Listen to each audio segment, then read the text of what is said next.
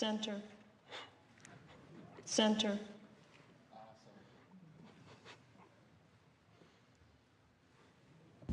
Sound hardware initialized.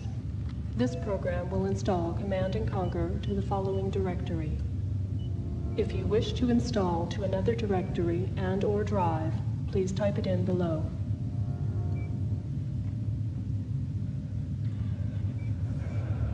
Thank you. Installing. Please stand by. While you are waiting, please fill out your registration card and send it in.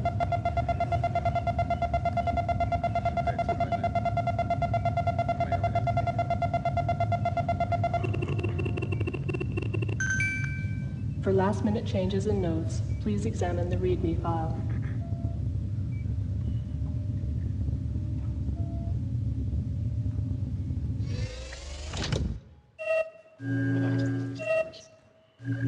Walking was not exactly holding it, but it seemed more like gliding. And I couldn't think again.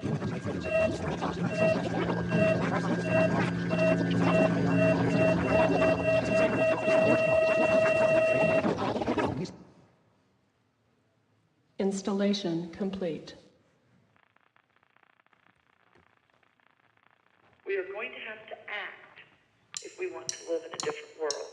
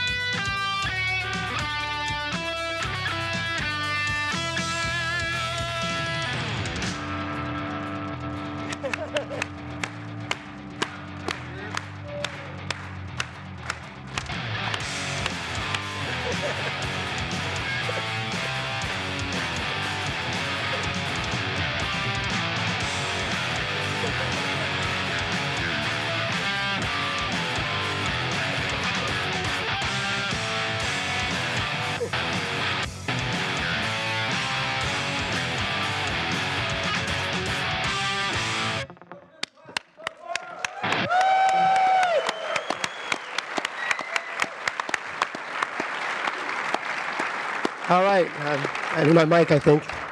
So as Frank said, everybody, Frank Kopacki, one more time.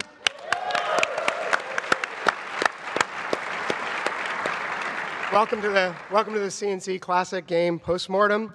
I got to tell you, I knew that was going to be really hard to follow, but at 10 o'clock in the morning on Thursday, we got to wake everybody up a little bit, you know, excited. Plus, we want everybody in the other rooms to go, what the hell is going on in there? So, you know, I'm Lewis Castle. I'm the co-founder of Westwood Studios, the company that created Command & Conquer. And when I was, every year I'm on the game developers, the board, the conference board, and every year we talk about doing classic postmortems, and we talk about CNC. And the problem that I always had with CNC is that we've got some folks that aren't in the games industry anymore, and we've got other folks that just don't want to be on stage and talk about it. They're really important and pivotal to Command & Conquer. And so I just always said, no, I just really don't think it's right. But this year, and kind of serendipitously, I finally just said, you know what, I have a way of doing this. I figured out. What we're just going to do is we're going to go record all of these folks, the ones that we can, video, and well as audio, and we'll put it all together into something, and that'll work. So it's a different format. You guys probably never see a GDC talk like this. If I had proposed it to myself, I'd probably refuse it because it's too many people, too complicated, and really a live guitar. That's crazy. So, on the stage, myself, Louis Castle, Frank Lepacki we've already talked about. We have Steve Wetherell, who's the technical director for Command & Conquer, and Eric Yo, who is the lead designer.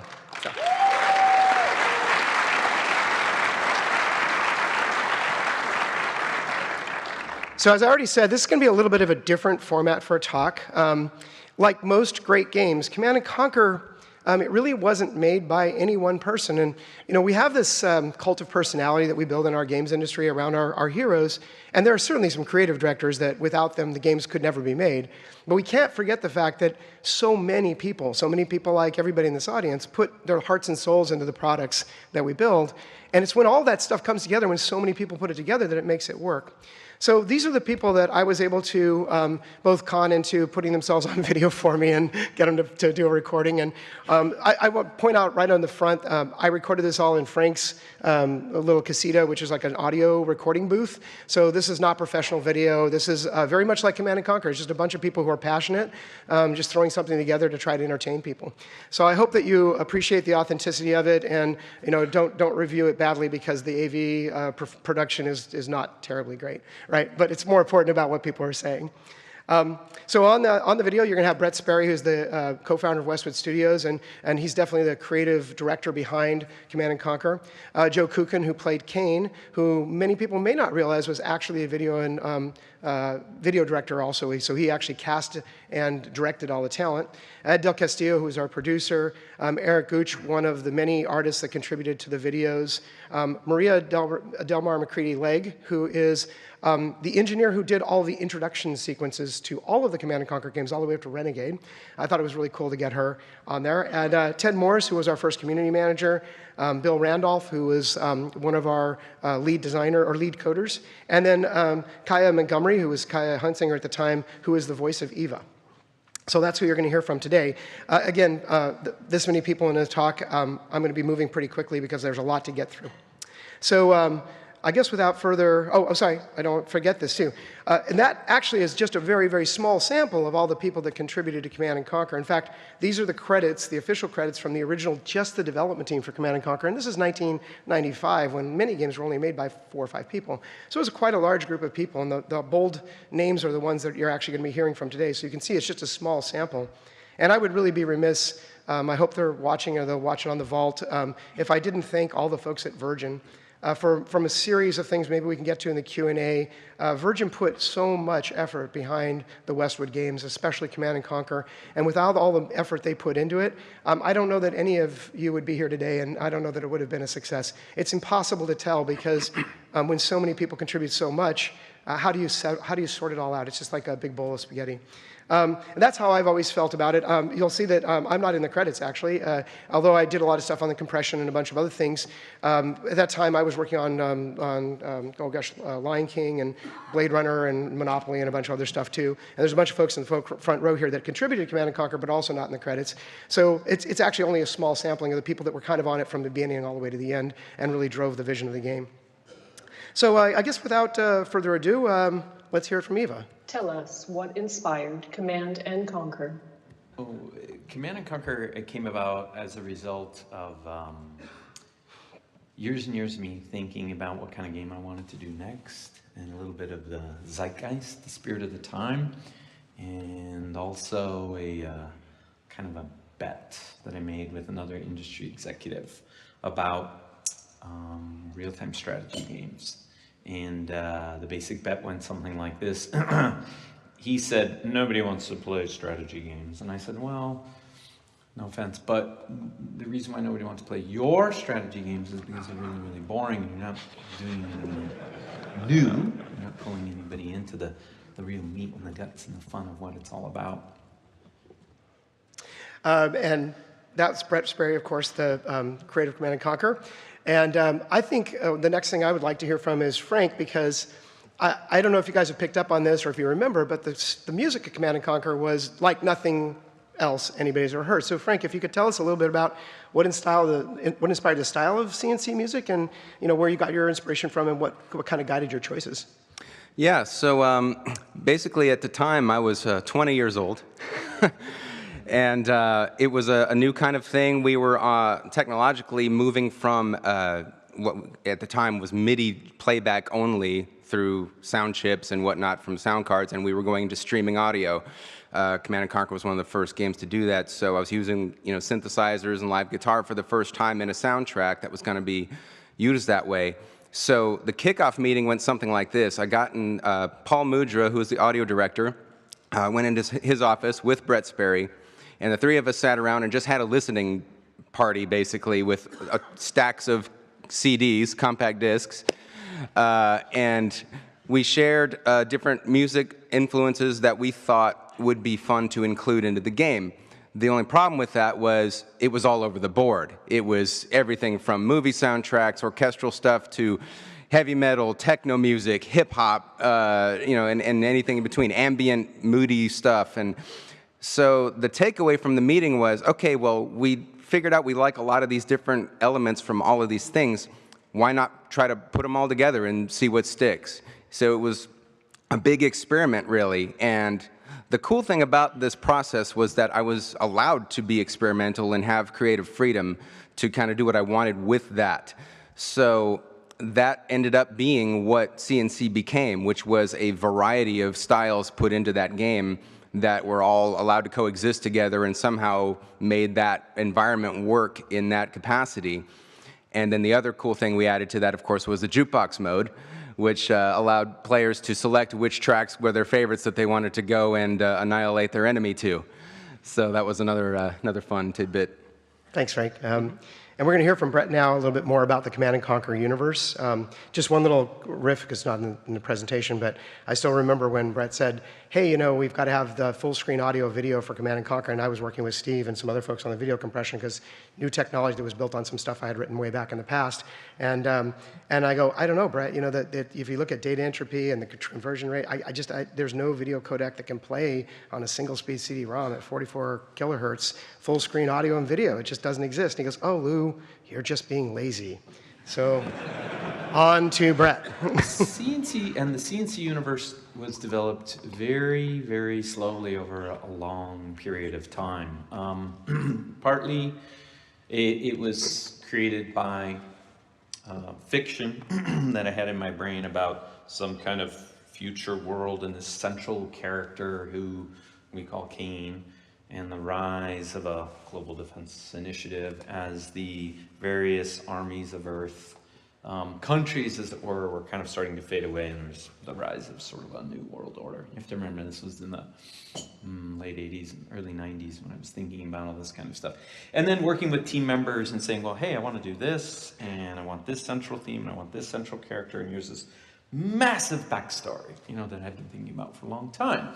And so, they would contribute parts and pieces to that whole thing. But, yeah, it took, like a lot of good stories and a lot of good backstories, the foundation upon which the game fiction was built on took many, many years of just quiet contemplation and notes and thinking about how this can makes sense also. Where is the intersection between the fiction and the gameplay?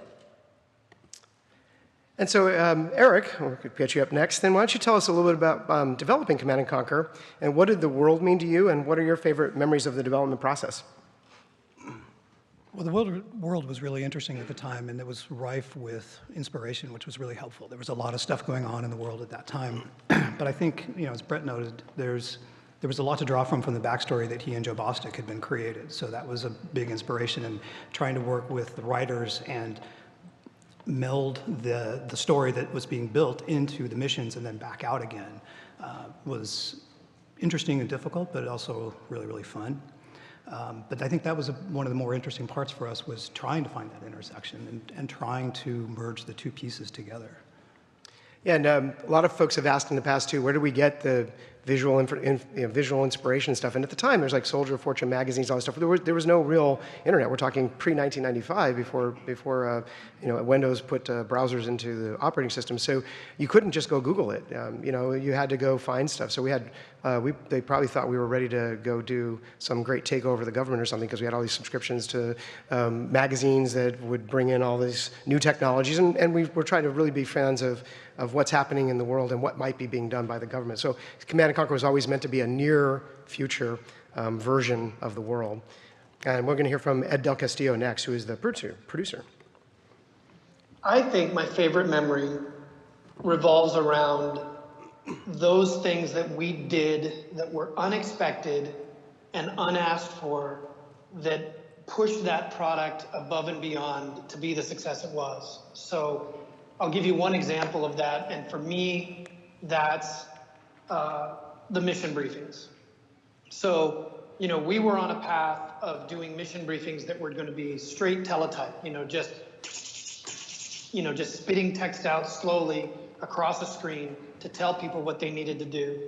And, the team was so enthused about the game and was so in love with the game that just didn't seem like enough for us. And so we came up with this idea to kind of take, at the time it was really early, but take television style graphics and put them on top of a video briefing to produce a briefing that was something people hadn't seen before. Something that, the story we had come up with was that there was this interactive panel between the player, who was this remote general commanding armed forces from afar, and the guy giving the briefing, be it Kane or be it General Shepard, and that interactive screen could be touched by the briefing giver, could have graphics thrown up onto it, could have all sorts of wonderful things done to it. And so one day we went into the studio, we just did this really, really, really bootleggy kind of demo. We did it on a weekend, so we weren't pulling away from company time. We edited the whole thing using Lightwave, and the guy I was doing it with, Felix, was really good. We had come from New Tech, he knew Lightwave, and we just kind of spent that whole weekend, we barely slept, putting graphics onto a briefing and making it so that, it was me doing the briefing. I was throwing maps out onto a screen between the player and the briefing giver. We were showing, I would open my hand and a world appeared in my hand. I pointed at the world and Angola got highlighted and zoomed out. We did all of these really, really cool things, and no one had asked that of us. One of my favorite memories from the first Command & Conquer was when the user interface worked as well as I had hoped. The refinements and some of the additional changes that came as we kept perfecting it more and more and more. I would play the game and see the interface that Joe and some of the other guys had put together for me along the lines of what I was really, really hoping for. And then when it worked so well finally, because it took a lot of iterations in the precursor to CNC and CNC itself, that when it finally came together, you just had this, I had this great heartfelt, this is it, finally, what it really, really wants to be. And it was a lot of fun, and it was so elegant and smooth, and it allowed you to just play the game in a whole new way. In fact, you got to focus more on playing the game than in controlling the game, which was one of the DNA components of the CNC universe. One of my favorite stories about Command & Conquer was actually about Joe Bostic. A group of us had decided to go skiing, and we were sitting, I think, at dinner, and I looked over at him, and he had this notebook out, and he was working on something, and I asked him, "What are you doing?" And he said, "Oh, I'm working on Command & Conquer." And I was just so struck by how dedicated and passionate he was. Here we were trying to have a vacation, and he was just living and breathing Command & Conquer. It was really like that for everybody on the team. It was truly an amazing experience. My favorite moment, my favorite moment from Command & Conquer development was something I always just kind of remember was the way that we could all provide input into the game experience and the development. I was a community guy. I was a customer service guy at the time. My input into the game wasn't as great as other people, obviously, but the nice thing is that we all got to play in the evenings, and we would play multiplayer, and then we would all submit ideas into it. And because the game team was so small, we all had a really valuable voice into the game. And so things that I would suggest got in there, things that other people would suggest got in there, and it was very quick because we were such a small team at the time. So, you know, I would mention something to Joe Bostic, and then like an hour later, he said, okay, there's a new build and your idea's in there. I was like, oh, that's awesome, you know? And so it was really fun to play even a small part in the development of the original Command & Conquer. It was just, it felt like a very small and dedicated team, and we were just so involved in every way in making it better because we just loved it so much. But it was people going above and beyond because they loved the product and they really, really, really wanted it to be better than even expectation. My favorite memory was, I think it was Mike running into my office with one of the PC games magazines, and it was awards, and Command & Conquer, of course, was nominated. But in the corner was this little block that said we should have a special category for installations because this one was so awesome. And that just made me feel so good because somebody, you know, the audience out there, the players appreciated all the effort that went into it. So that was a really good moment for me. One of the interesting things that CNC did was this idea of kind of telecast or broadcast interruption. We even did it during the installation of Command & Conquer, and that was really, really fun, where the gameplay actually began at a space that it normally didn't begin. And the idea, of course, given the limits of technology then and the graphics, was, oh, there's this kind of interruption, like it's a signal, a video signal coming from somewhere. It's encrypted, and it's actually breaking onto your game screen. So that was really, really fun. And the idea of continuing to use cinematics and outtakes and things like that just felt right. It made sense for the time and the place and the game, and to create this immersion, this larger than life sort of strange mythos that only you, the game player, you were being talked to directly. It's kind of like a secret agent commander sort of thing. It was a lot of fun. It started really with the art, because I would get all the art of what they wanted the whole thing to look like, and then I had to have them break those animations down into pieces. Then I used the last image of each animation as my background, because some of them already had built in where they wanted all the gadgets to be. So I had to basically do my gadgets on top of that background and fill it in. Sometimes they had invisible backgrounds, sometimes not, just depending on what they wanted to do. But that way we got through in pieces and sections, and as soon as that information was gathered, we play the next animation and seamlessly go into the next sequence. So there's a lot of things that I won't remember, but I'll do my best. So in putting together the video sequences, what I recall was that it was relatively piecemeal, and it feels now like we made a lot of stuff up as we went along. There were things that were being written and then rewritten. I remember doing some writing myself on some of the monologues and some of the scenes because we had hired a screenwriter to come in who was completely unfamiliar with the genre. I guess as unfamiliar with the genre as any of us were because it was such a brand new genre. But I remember doing a lot of rewrites. I remember sort of doing a lot of things piecemeal. We were in a smaller space at this point. Westwood was, we were growing, and we were soon to move to our larger space and the big, 40 by 40 green screen, and then the back lot and the sound stage that we had. But that hadn't happened yet.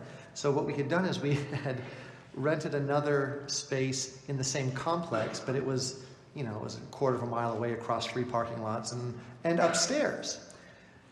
So when it was time to record, we'd go over to the studio and we'd hike ourselves over there, and everything was upstairs. Now, you know, all of these were shot with like this, on sticks with a dead hung camera. But any sort of movement across the stage, you know, we were sort of bouncing on a suspended floor. Like it feels very primitive in recollection, and I don't think it felt that way at the time. I think it felt very new and you know, avant-garde and exciting and envelope crushing and Brave New World, envelope pushing and Brave New World and all that. When we first started out with our videos, it was so seat of the pants, it was kind of hilarious. I don't know if you remember, but we had rented a separate building where we were shooting our videos initially, and it was just sort of this big empty warehouse. And I had gone to a carpet store and bought a roll of linoleum flooring, brought that back, and we stapled that to the wall. And we didn't even have chroma key paint. I just went like to a hardware store and said, I need some green paint. And then painted that, and that was our first green screen. So Eric, why don't you tell us a little bit about the design process of CNC? How did we work? How did you guys work with the technical team, and how did you come up with the missions and you know, deal with the AI and all those things? I think for me, it was probably one of the most collaborative games I've ever worked on. As other people noted, the tech team was really approachable. So you could walk into Joe's office or talk to Steve and go, I've got this idea. And they'd look at you cross-eyed and say, oh, no, we'll figure it out. And inevitably they would. And one of the really great things was you could ask Joe for something and you'd get it really quick, and it would be like 90% right. You know, there wasn't this high iteration back and forth where you had to go, oh, it's not really what I wanted, and this and that. And he'd add his stuff on top of that. So you'd get this really great collaboration of pieces parts. So that process was really seamless, and it wasn't necessarily by design. It was just we had such a good group of people that worked really well together. And the whole process felt like lightning had kind of struck. You know, we had the right people working on the right product at the right time, and it just felt good. I don't remember any of the process being by design. It was just a group of people that had an idea and wanted to make it work. And as others have noted, we did a lot of stuff just unasked for and just because it sounded cool at the time. Thanks. And so Steve, why don't you tell us a little bit about your favorite memories and maybe some of the technical challenges and things that you guys might have run into? Yeah, so favorite memory for me is around multiplayer. And, you know, many people over the years have told me that they played Command & Conquer in their dorm room. And it's always great to hear that. And I think there was a sort of a viral aspect to that, too, because there were two discs with the game. You had the NOD disc and GDI disc. So you could play with a friend with one copy of the game. And I think that actually benefited us.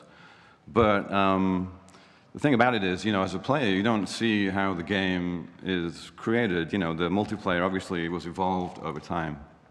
And so for me, I remember the very first time you could play multiplayer. And the only thing you could build were rocket soldiers. It was the only thing you could build. And so, you know, you had 4 guys would jump in, you'd all build your horde of rocket guys, send them over to the other guy's horde of rocket guys, and, you know, and try and win. It was very, very primitive, but it was the baseline for the tech. And so that over the coming days and weeks after that, we'd add more and more units. The buildings, the tech tree all got into the game.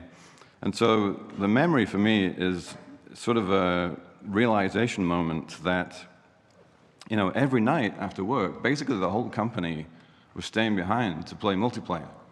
And there's tons of excitement in the office, you know, what new unit got added to the game, the commando's in the game today, you can blow buildings up, you know, that kind of stuff. And lots of excitement using the company phone system, intercom, for the real-time communications. So, you know, you're going to form an alliance with your friend and get the other guys, all this kind of stuff. And the realization was, wow, we're actually building something that's pretty freaking special.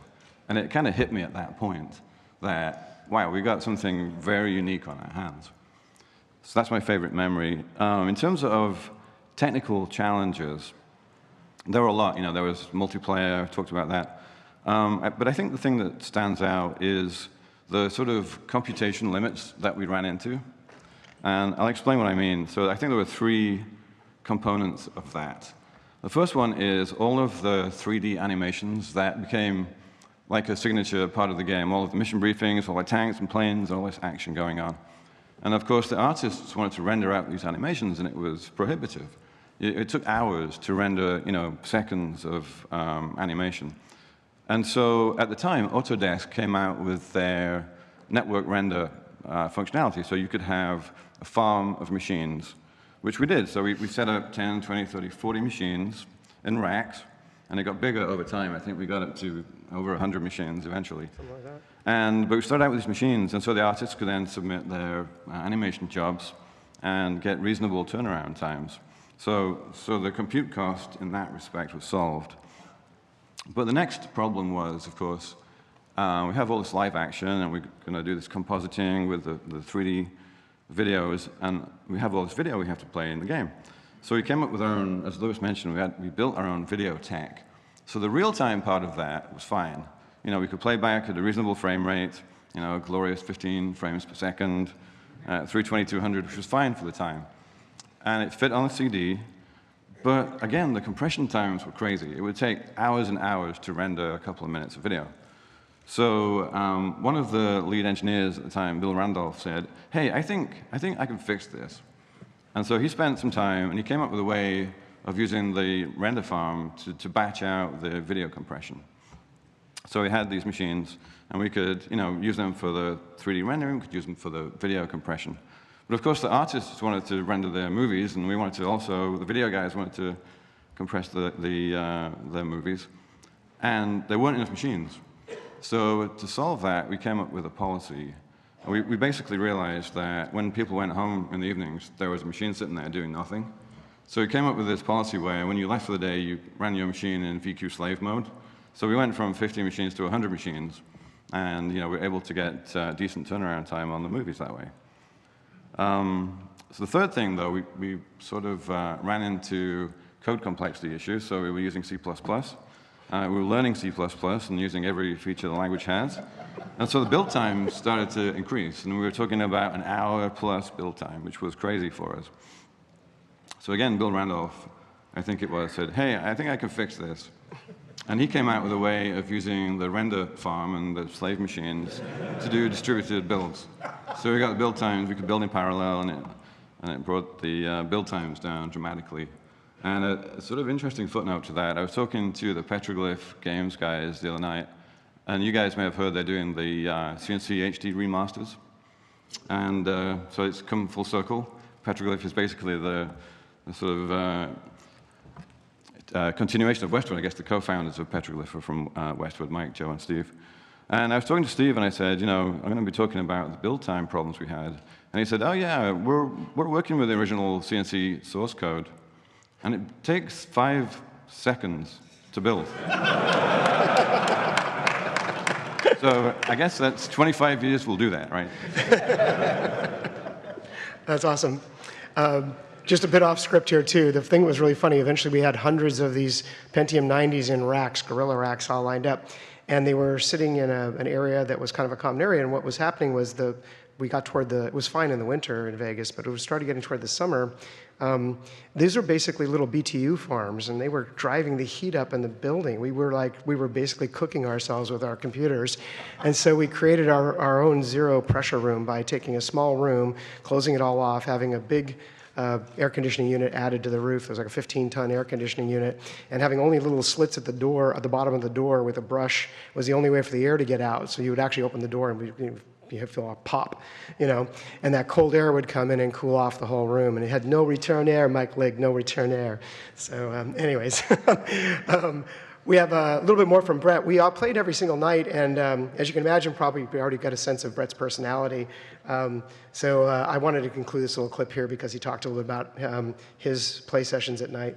I know it sounds like bragging, but I could beat almost anybody, head-to-head, playing any side, anytime.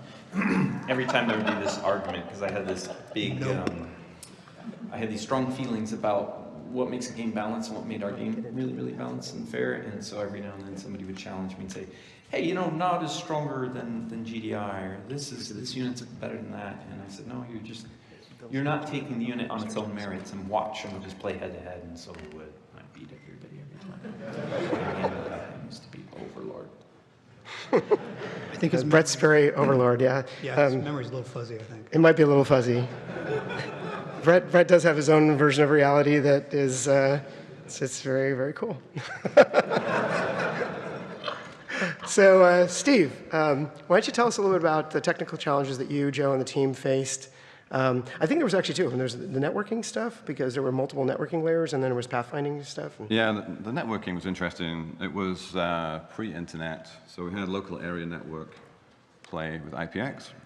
And then we supported modem and null modem connections. So, you know, the latency and bandwidth characteristics of those are very different. And we would add a bunch of stuff that worked great in local area network, and then poor Dave Detmer was doing the modem connection stuff. And he's like, there's too much data, it will never work. Yeah, so we spent a lot of time with trying to figure out ways of minimizing the amount of stuff that was sent over the wire. And unfortunately, one of the things that we didn't get into the game that we wanted to get into the game was internet play. But that would follow in Red Alert. We figured that out. So yeah, some interesting challenges there with the networking. And the pathfinding stuff, it was a challenge. I was generally pretty pleased. I mean, you could select, 50, 100 units, and they behaved in a pretty solid manner and would path around each other. And there were no practical limits on how many units you could select, and they would behave predictably, except maybe for the harvesters, which sometimes had a mind of their own. Me and Steve Wetherill and Jonathan Lanier were pulling an all-nighter trying to find a bug. And we left the office around 2 a.m. to go get donuts to try and keep us awake, because we thought donuts would keep us awake, I guess. And I had this car that I'd inherited from my dad. It was a really hideous car, but it was the car I drove. So we hopped into the station wagon and drove to the donut place, and it was 2 a.m. and we were leaving, and I got lost in the parking lot, and I couldn't find the way out. And so one of the guys says, "What are you, a harvester driver?" And from that moment on, that car became known as the Harvester. How did the cast of CNC get assembled? So casting was kind of a challenge. I had come from a theatrical background. The entirety of my career was spent either in teaching or directing in theater in Las Vegas. And so I had some access to actors, but a great many of them were community theater actors. They were hobbyists, people that were bankers during the day and actors at night. So sort of reaching out into the professional acting community of Las Vegas, another brave new world for me. So I talked to the talent agencies in town that I was familiar with, and we set up auditions, and we started bringing people in, and we found pretty quickly that, we started getting access to some of the performers on the Strip that were looking to expand and do some things. Eric, I can't remember Eric's last name, played Shepard. He was actually one of the Blues Brothers impersonators back in the day when Imperial Palace was doing impersonator shows. So he came from that call. A lot of the performers were people that I knew. And truth be told, a lot of the performers were people that were in or around Westwood at the time, because it was just easier to snag somebody once a script had been finished and bring them over, to the studio for a quick recording session. Joe Kukin was in my office one day, and we were talking about some shots that were coming up, because we rendered our own background plates, and then after we shot green screen, we would drop that footage into those plates. So we're talking about some plates, and Joe said something like, and that's when we see Seth. And then he stops all of a sudden. He's like, "Oh crap." I'm like, "What?" He said, "We forgot to cast Seth." And I'm like, "Who's Seth?" And he looks at me and he goes, "You could be Seth. Do you want to be Seth?" So I said, "Yeah, sure." So that's how Seth started. Well, I was working at Westwood at the time. I believe I had been the receptionist for a while, and so my voice was on all the away messages and voicemail messages for Westwood. And one day, Paul Mudra came to me and asked me to record some holder lines, place lines for Command and Conquer. And we went into this little tiny room, basically. It was, I think, a closet that he had put up a whole bunch of soundproofing. and he had me read the lines from there. And so I did, and I think the team, liked what I had done, and so they decided that they wanted to use me going forward. So a lot of other people at Westwood had done various voices for the game. I was super excited. It was my first time doing something like that, and I was just tickled pink that he liked what I had done and that they wanted me to do even more. So I was super, super happy. Yeah, and it was the closet. It was the janitor's closet that used to be attached to the bathrooms, which we turned into our server farm, which we later got sued for. We brought in an orangutan, and we shaved the orangutan down. And we put the orangutan in front of the camera, and we put a whiteboard with the cane lines over the orangutan, and so that we would wipe them off and change every line. But when we compressed all that down into the game, you couldn't read the lines at all. The orangutan was great. Don't get me wrong. Everyone loved the orangutan. I think his name was Sparky, Sparky. Anyway, everyone loved the orangutan. But we couldn't read his lines, so I went in and I dubbed all of the orangutan's lines, and we had a guy in a green screen glove come in and move the orangutan's mouth like this, just move his lips, while I would say the lines. And then we took out, of course, the green screen glove, but that wasn't very convincing either. So finally we looked around and we said, who looks the most like a shaved orangutan? And it was me, so I went in. Because of my, and if you look at the original game, a lot of people don't know this. If you look at the original game, a lot of those sequences, we have used some of the frames of the orangutan and just switched me out really quickly, and it's nearly impossible to tell the difference. It was really great. Remind us what it was like to work on CNC. Actually, that I'm really, really, really demanding, and I'm in everybody's little details, and I'm very, very specific about what I want, so it can be at times a little bit challenging. But you know what? In the end, that's how we kind of got to create this amazing, amazing game. The meetings where we would all get together with Brett at the head of the table. Yeah. Some of us used to call those the Savannah meeting, because the way we would say it is, there was this hungry lion who would come into the room, and he was always looking for the slowest moving gazelle.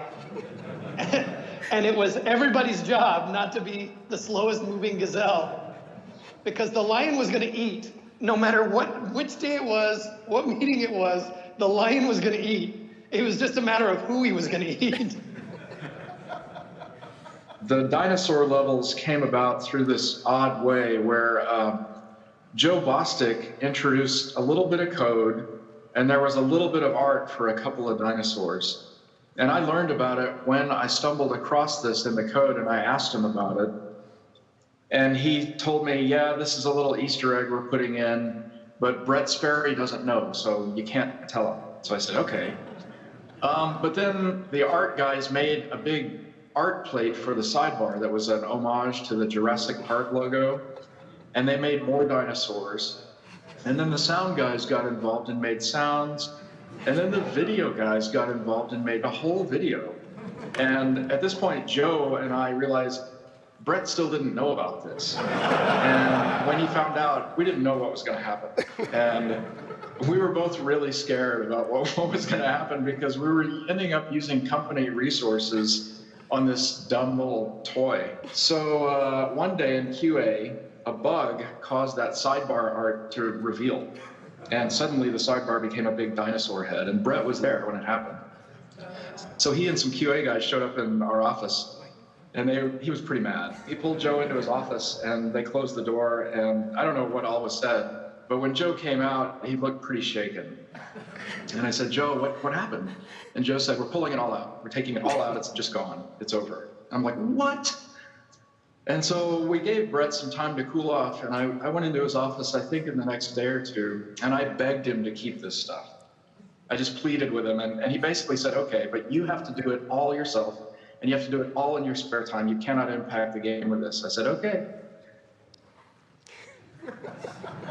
And, Command & Conquer, I didn't know it at the time, we were creating such a big and amazing game.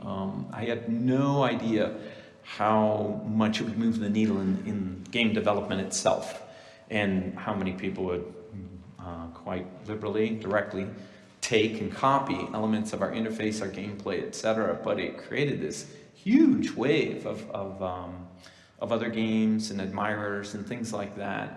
And so that was a form of, it was a little frustrating sometimes when the copying was so direct, and then other times it was very, very flattering to see that people were building on our work, and sometimes even taking it to the next level a little bit, so.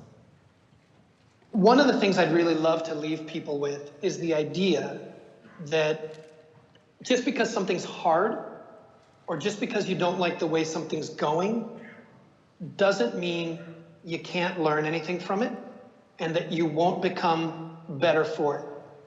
You know, there were a lot of unforgiving days in CNC. There were a lot of days when I walked home feeling incredibly defeated, like I did not accomplish what I was supposed to for any number of reasons, right? Whether my boss was saying that or I was feeling that, it doesn't even matter. But I would go home feeling defeated. And what pulled me through that was not quitting, was just the idea that I'm gonna stick this through, and rather than having the situation dictate me, I'm gonna dictate that situation. I'm gonna learn, and I'm gonna be better. And I can say today that I have never had a more challenging time than when I was at Westwood. And I can also say today that I never learned more from any institution than when I was at Westwood. It had everything that I wanted. It met every goal that I wanted to set out. It was fun to play, had lots of replay. It was balanced really, really well. I liked the graphics, I liked the effects, I liked the story. It came together beyond my wildest imagination. So it was incredible. So that's the end of the material we have. We're going to move to Q&A, but before we do, give me a round of applause for all the people that worked on Command & Conquer so they hear this.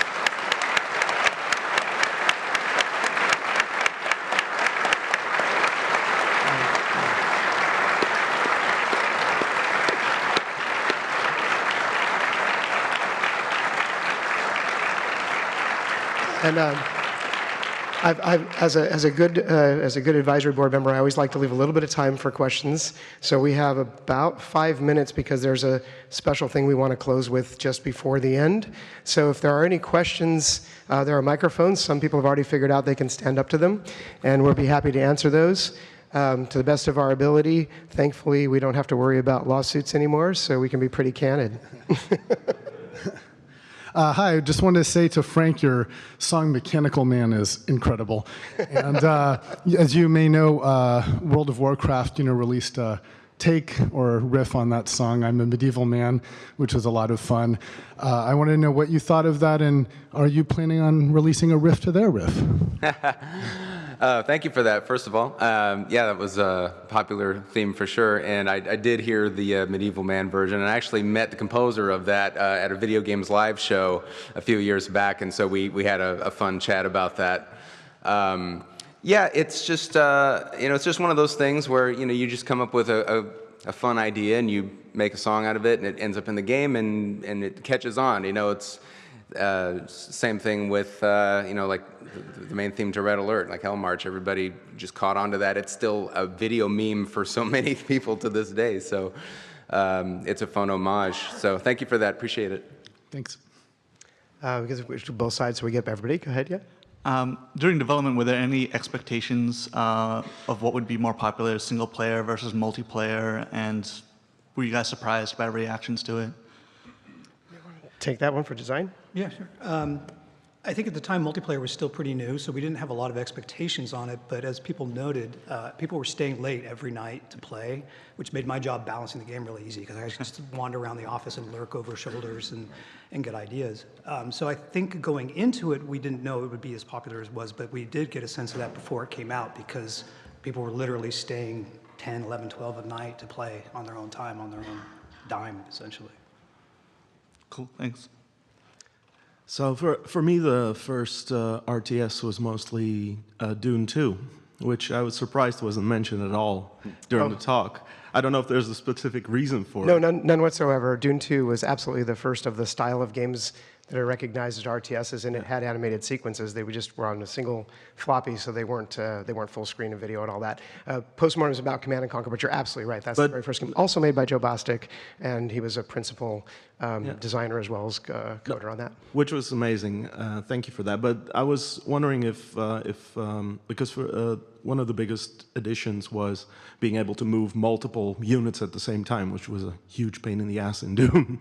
But did you take other inspirations? Did you try to improve on what was done with Dune? Because, yeah, multiple people worked on both games, right? Yeah, I mean, I don't want to. I mentioned earlier there's some folks that just don't like doing public speaking, so I'm not going to. Okay. I'm going to hit poor Joe. He is here, but okay, I'm not going to make him do that.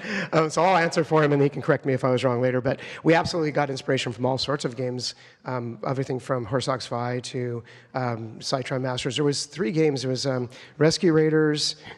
Populous 2, Rescue Raiders, Military Madness, and I can't remember the third one, but there were these 3 games that, Military Madness on the NEC, and they had this sort of feeling about them of being able to do strategy games at the time were thought to have to be turn-based, so you had time to think. And all these games had a way of putting you under pressure and making you have to think and move at the same time. And so there was lots of inputs from all that. And I have to say, somebody mentioned it earlier for the songs. In the beginning, there was some tension between Westwood and Blizzard. I could tell you all about this some other time, why that was. But once the teams started really deviating the products and they were clearly distinctive, I always found that it was really inspiring. And having another company out there that was trying to one-up the game really made you work a little bit harder. And I think healthy competition is really important in any medium, and it's great to have somebody like Blizzard that kept us on our toes, and each time we would want to outdo each other.